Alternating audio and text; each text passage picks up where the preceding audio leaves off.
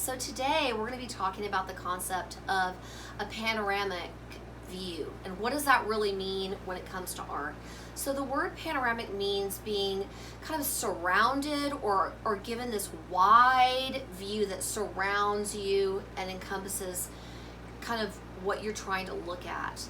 And so if we were to give a panoramic view of just this space right here, we would have to start over here and then allow the view to travel around past me, travel around, and then go to the other side. So that's an example of what a panoramic view is, just of inside this little space. But you can have a panoramic view of an outdoor space. You can have a panoramic view of an indoor space. You can also have a view that encompasses kind of a wide range. Another synonym for a panoramic is like scenic or encompassing or surrounding, a view that surrounds you. So all those descriptions are kind of what we're going to be working with this week. And Gia's going to be helping. She's already started on the project. And I'm going to talk to you about how we can make, first of all, a paper that can support a panoramic view. Because when you start with just a simple piece of paper, it's not enough. It's not long enough or wide enough. So first off, we've got to really change it. And the very first thing we need to do is to do a hot dog fold. Hot dog fold just like that. Then you're going to cut along this fold. Go ahead, you can cut that. Got it, cut along that fold. And as you're doing that, find some tape, because we're gonna only tape the back part of this paper. I don't have long enough paper or paper on a roll, but if you do have paper on a roll, you could use that as well. So once you get this piece cut, you will put them end to end, so long ways together. So you're not trying to reattach it this way, you're doing it end to end, kind of tip to tip. So I just lay it down. My tricky method is to just lay it, tape it, and I kind of let my tape go past where the paper is, just because I'm going to do something to it in 2 shakes. Now, G, your next step is to trim that tape right off. Okay. Trim it off. So we're trimming off the tape. That's the first step. Trim it off, get rid of it. Once you've got rid of the tape, you have like a pretty good size piece to work with. Now, if you need it to be longer for your composition, all you do is cut more of these pieces and, do the same thing. Flip it over and tape it once again. So that's how you kind of create a paper that can support this long encompassing view. All right, I'm gonna do this again. You're gonna trim it. Once we do that, there we go. There you go, G. She's gonna trim that, and we have a really good paper. But let's talk about what would you do for a scenic composition? What would you choose?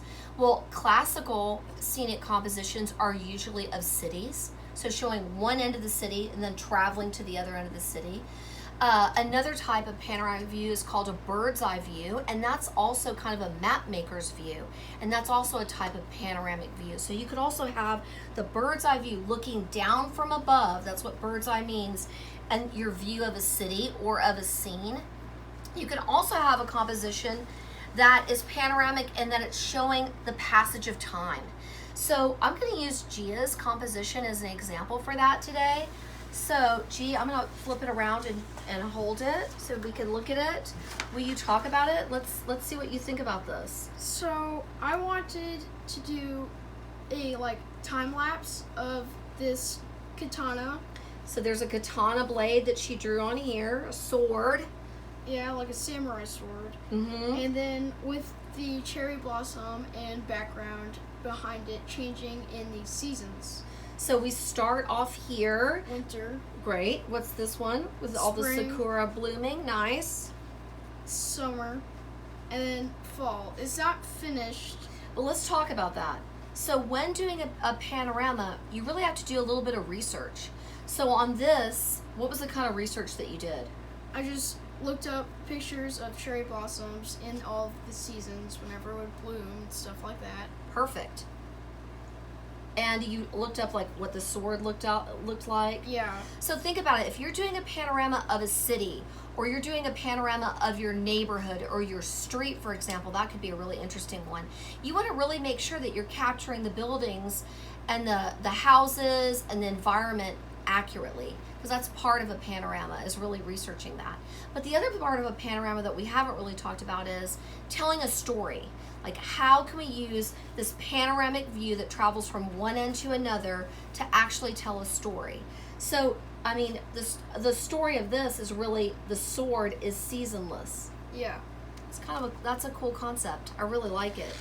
But on on something else, you might have to, another project, you might have to do a panoramic view, but it could be also about the life cycle of a creature. So I started thinking about this, panoramic views that we see every day and we don't even realize what they are. If you're in a church, sometimes you might see the Stations of the Cross. Those usually surround the church. So as you travel along those Stations of the Cross, you are actually getting a panoramic view of that building that you're inside, of that church that you're inside. Also, you can think of a panoramic view of really representing a life cycle of a creature. So this is a fabric that I had hammered and done the leaf hammering on from an earlier project. It's been laying around and I'm thinking, I love its long quality. I like how it looks and it lends itself to this panoramic idea perfectly. So my plan is to draw the life cycle of a butterfly on here, because I've got so many good leaves and places to put that part of this life cycle. So from the eggs to the caterpillar to the cocoon, coming out of the cocoon, and then the butterfly. So that's what I'm going to work on next. We're going to do a little quick time lapse and we'll be back.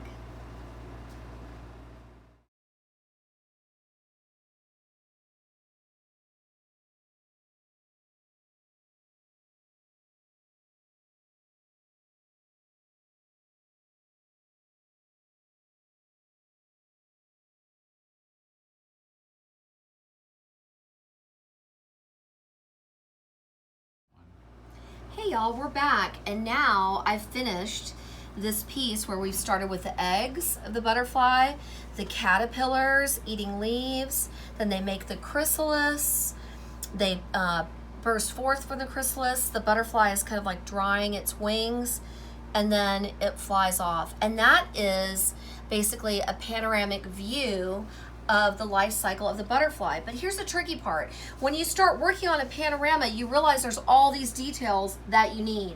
So Gia, on this one, talk about some details that you just didn't realize that you needed and you're like, oh my gosh, this is gonna take a hot minute. So I realized this tree needs bark, because at school, at recess, all the trees have like all this bark. Normally it's like falling off, or it looks super cool, like jagged and stuff like that. And so I added the bark, I drew all the lines, and then I colored it in. I'm still not done with all the bark.